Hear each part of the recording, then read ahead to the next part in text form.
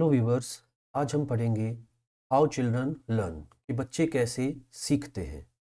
देखिए, बच्चों का सीखने का अपना अपना तरीका होता है।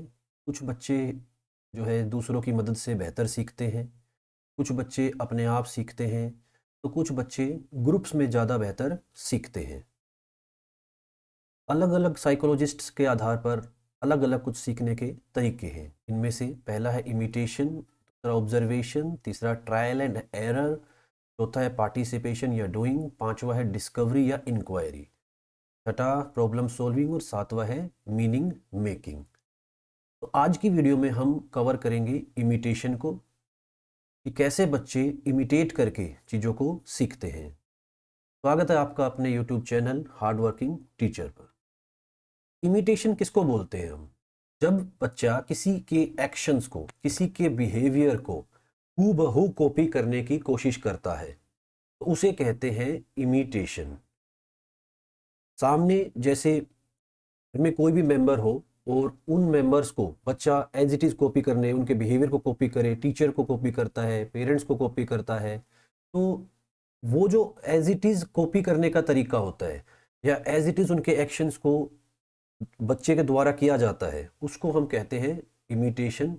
या हम कहते हैं ना कि घर में बोल देते हैं कि भाई तो बिल्कुल नकल करने लग गया हमारी, तो वो कहलाता है हमारा इमिटेशन। इमिटेट करके बच्चा, अनुकरण करके बच्चा सीख रहा होता है इसमें।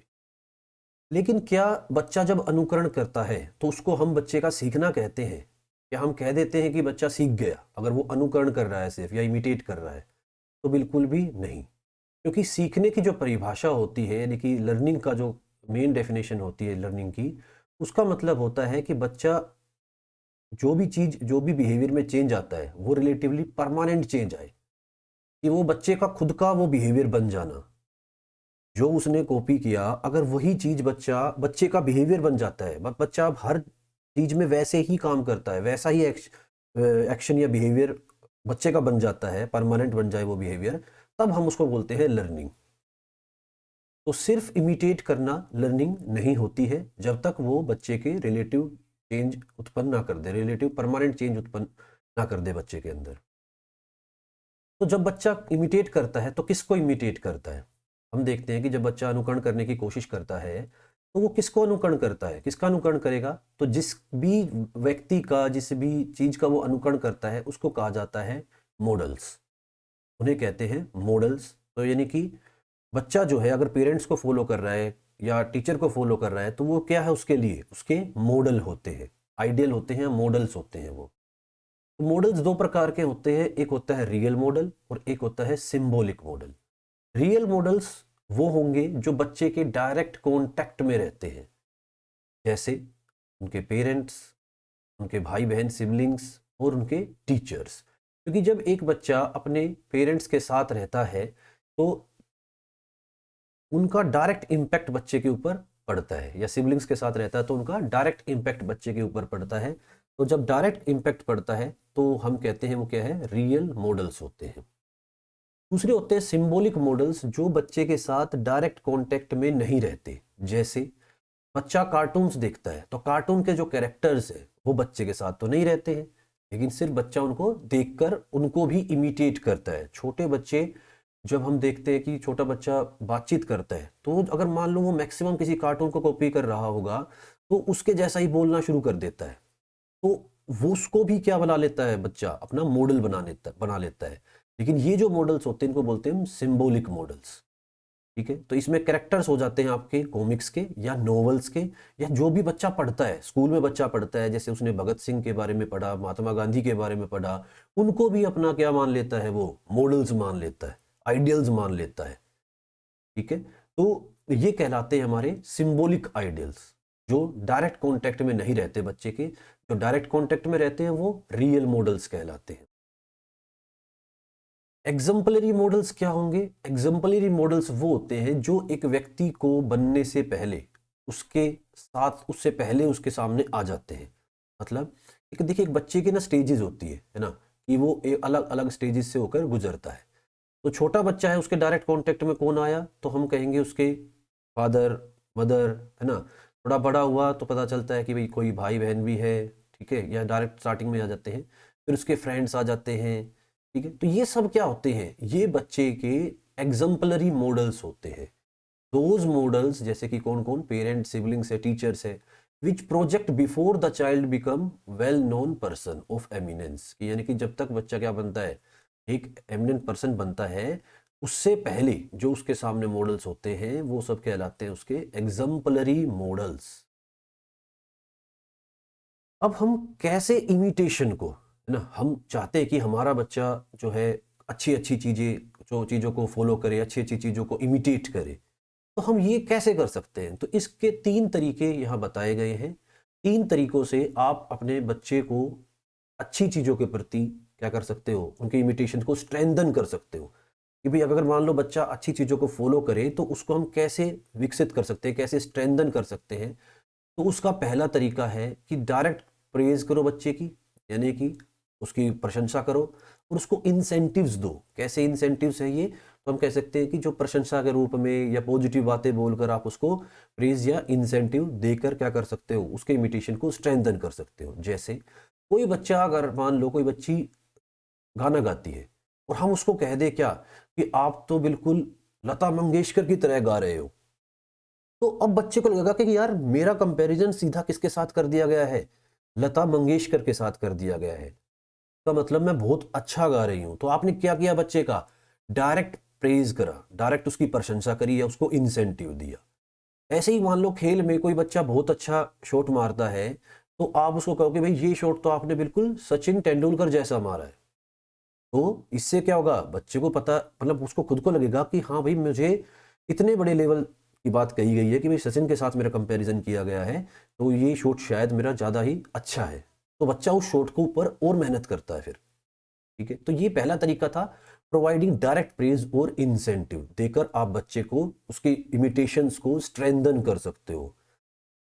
अब ये करने से होता क्या है कि जब आप इस तरीके के प्रेज देते हो बच्चे को या इंसेंटिव्स देते हो, तो इससे बच्चा उस एक्शन को, उस बिहेवियर को जो आप सिखाना चाहते हो या बच्चे के अंदर डेवलप करना चाहते हो, उसको बच्चा रिपीट करेगा।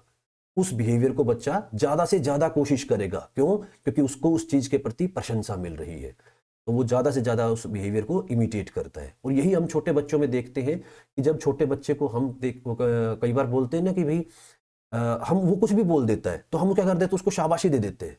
कई बार ये नेगेटिव भी हो जाता है।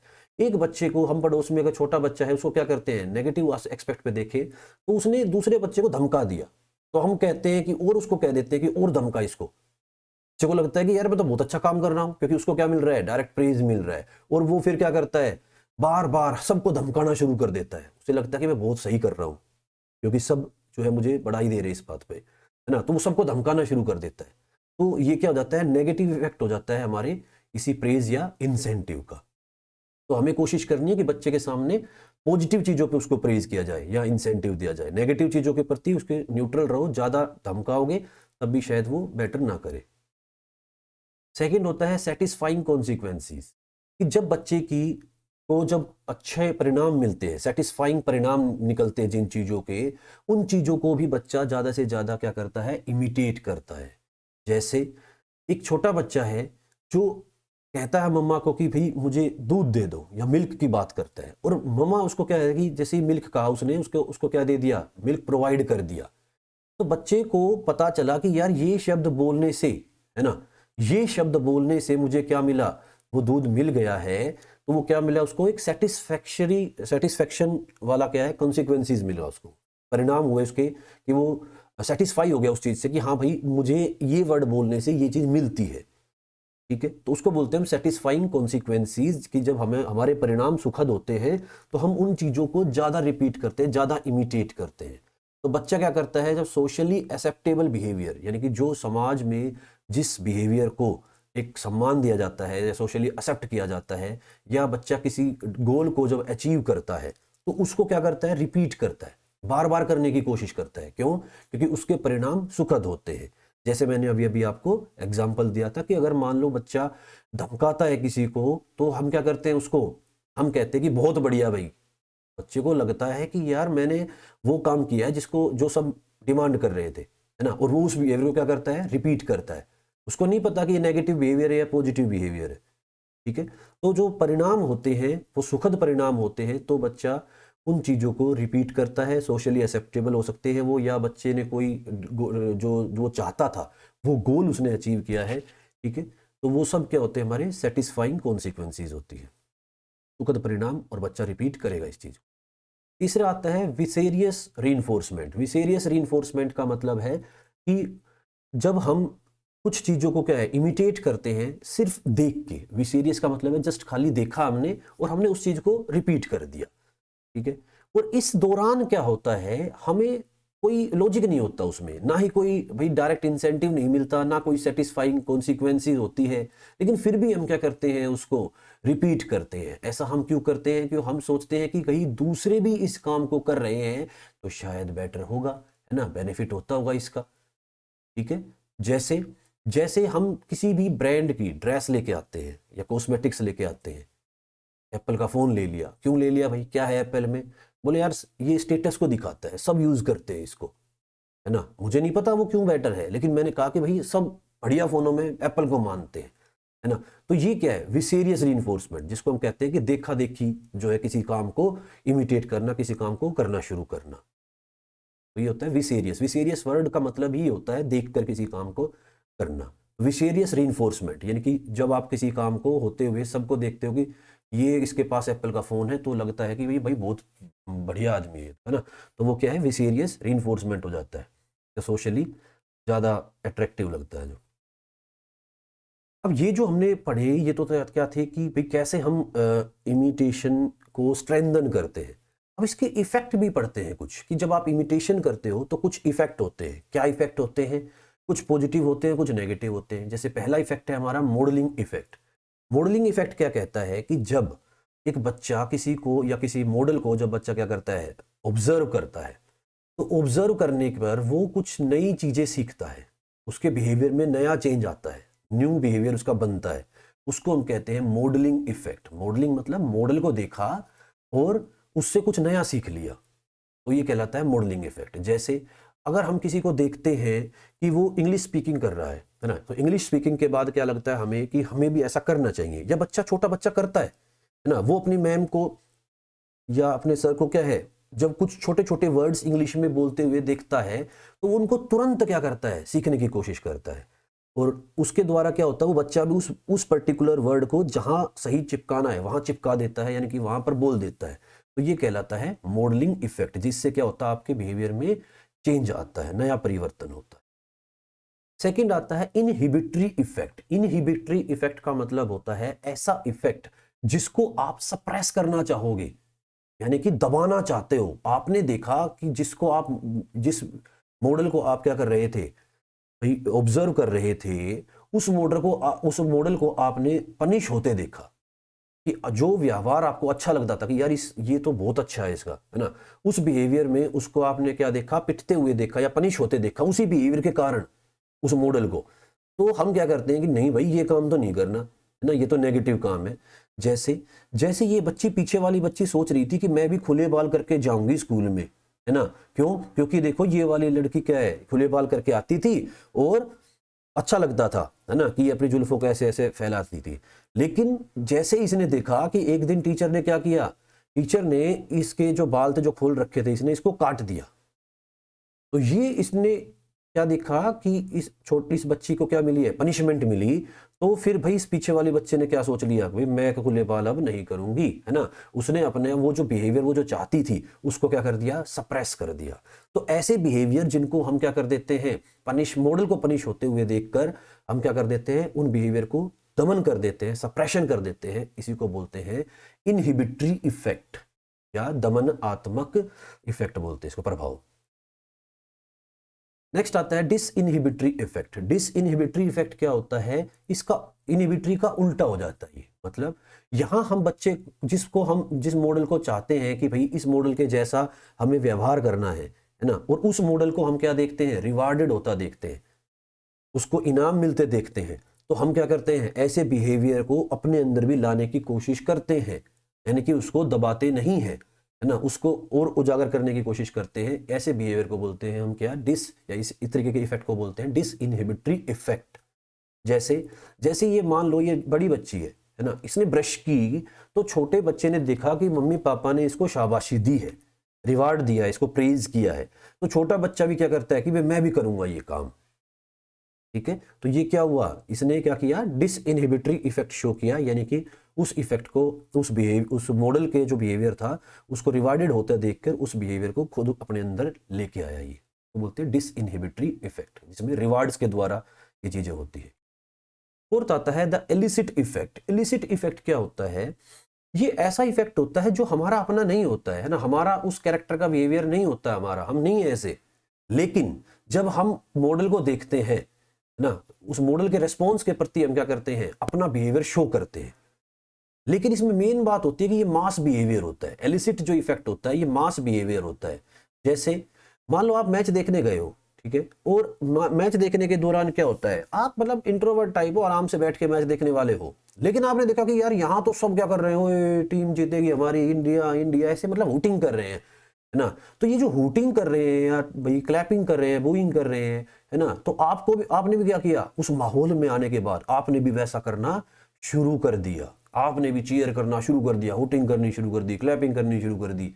तो ये क्या होता है, एलिसिट इफेक्ट। एलिसिट मतलब जो निकलवा लिया गया आपसे, आप करना नहीं चाहते थे वैसा काम, आपका उस स्टेट के एक्शन, आपकी स्टेट के अनुसार वो आपका काम नहीं है ना, लेकिन मास बिहेवियर के कारण क्या हुआ, आपने उस व्यवहार को किया, तो ये कहलाता है एलिसिटिंग इफेक्ट।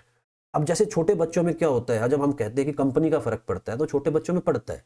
अगर कोई बच्चा ना भी पढ़ने वाला हो लेकिन उसके ग्रुप में सब बच्चे पढ़ने वाले हो, तो कहीं ना कहीं क्या होता है, वो बच्चा भी एलिसिटिंग इफेक्ट शो करेगा, वो उसके अंदर से भी वो पढ़ने का जो बिहेवियर है वो निकलेगा। ठीक है, तो ये होता है एलिसिटिंग इफेक्ट। तो इसमें मेनली क्राउड को पता नहीं होता कई बार कि वो कर क्यों रहे हैं ऐसा, लेकिन वो वोटिंग कर रहे होते हैं, बाद में सोचते हैं कि इतना क्यों चिल्ला रहे थे। चलिए अब कुछ देखते हैं क्वेश्चंस जो एग्जाम के अंदर आए हैं इस थ्योरी से रिलेटेड या इस कंटेंट से रिलेटेड। कहता है which of the following imitation behaviour involves acquiring new behaviour as a result of observing a model. एक मॉडल को ऑब्जर्व करने के बाद, है ना, एक नया बिहेवियर सीखते हैं, तो ये कौन सी वो थी, इफेक्ट था। तो देख के सिर्फ एक नया बिहेवियर सीखना क्या था, हमारा मॉडलिंग इफेक्ट था। नेक्स्ट आता है which imitation behaviour is concerned with the suppression of deviant behaviour of the model usually as a result of seeing the model punished. Model को पनिश होता देखकर सेम बिहेवियर में जब आप अपने बिहेवियर को सप्रेस कर देते हो, तो इसको क्या बोलते थे हम, इनहिबिटरी इफेक्ट, दमन कर देना, सप्रेस कर देना उस बिहेवियर को। थर्ड है which imitation behaviour occurs when a child observes the model engaged in previously learned deviant behavior being rewarded। किस में क्या होता था, रिवार्डेड का फंक्शन कहाँ आता था कि आप रिवार्ड होता हुए देख के क्या करते हो, उस बिहेवियर को करने की कोशिश करते हो, तो ये होता था हमारा कौन सा, डिसइनहिबिटरी इफेक्ट। तो हमने दबाया नहीं है, निकाला था। नेक्स्ट है which of the following imitation behaviour is related to the response of the model not to his behaviour characteristics per state. कि जो उस पर्टिकुलर स्टेट का एक बच्चे का रेस्पॉन्स नहीं होता है लेकिन वो निकलवा लिया जाता है, तो ये क्या था, हमारा एलिसिटिंग इफेक्ट था। नेक्स्ट है एक क्लासरूम के अंदर वन स्टूडेंट क्लैपिंग और बूइंग, एक बच्चा क्या करता है, क्लैप करता है और बूइंग करता है, might elicit similar behaviour from other students in the class. कि भाई वो उसको क्या क्यों करता है ऐसा, दूसरे बच्चों को देख के करता है। तो कौन से टाइप का बिहेवियर जो है आप ऑब्जर्व करते हो इसमें, तो ये कौन सा हो जाता है भाई, हमारा हम कहेंगे एलिसिटिंग इफेक्ट था, जिसमें देख के बच्चा दूसरे को और तब उस बिहेवियर को करने की कोशिश करता है। ये 5 क्वेश्चन आपके DSSB पिछले वाले पेपरों में आए हुए हैं। तो थैंक यू भाई, मुस्कुराते रहिए, सीखते रहिए। आपको कुछ बनाने के लिए, है ना, आपके लिए मेहनत कौन कर रहे हैं, हम कर रहे हैं यहाँ बैठे, आपके हार्डवर्किंग टीचर।